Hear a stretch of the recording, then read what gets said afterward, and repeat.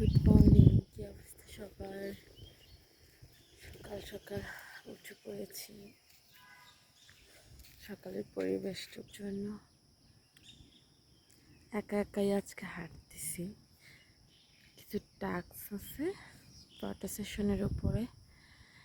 দেন ভাবলাম ভোর ভোর খুবই ভালো হবে, সাথে সাথে একটু ঘোরাফেরাও হাঁটাহাঁটিও হবে, সেই জন্যই হাঁটতেছি। আসলে আমরা তো নামাজ পড়ে ঘুমিয়ে যাই, যত সকালে ওঠা যায় সকালটা তত বেশি সুন্দর, আর দিনটা অনেক বেশি বড়, কাজের অনেক বরকত পাওয়া যায়।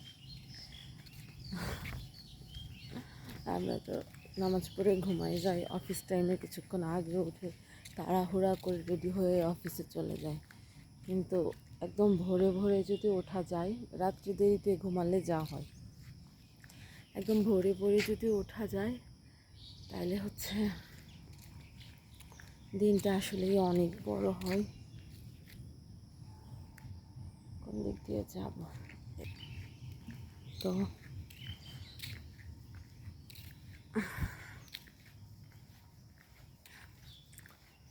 আমাদের লাইফে অলসতা জিনিসটা বেশি চলে আসে।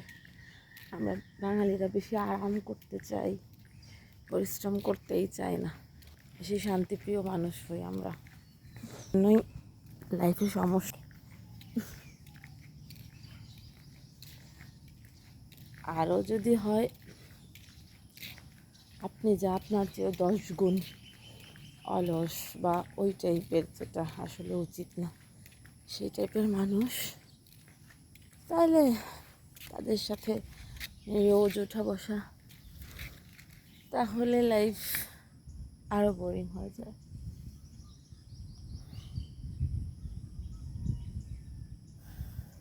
সকালটা আসলে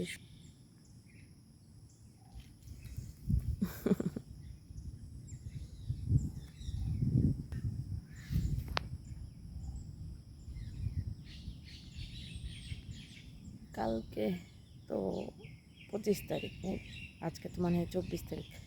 কালকে তো ব্রাজিলের খেলা আছে। ব্রাজিলের ফ্যানরা কই? আমি তো দেখতে পাচ্ছি না ব্রাজিলের ফ্যানদের। ওরা কই? খেলা দেখবেন না? একা একা হাঁটার কিন্তু আলাদা একটা শান্তি আছে, সব কিছু নিজের মতো করে উপভোগ করা যায়, সব কিছু। আসলে আমরা মানুষরা অনেকেই একা থাকতে চায় না। একা লাইফের অনেক শান্তি, অনেক শান্তি, অনেক শান্তি। যত বড় হচ্ছি তত ফ্রিডম আরও বেশি করে প্রয়োজন হচ্ছে।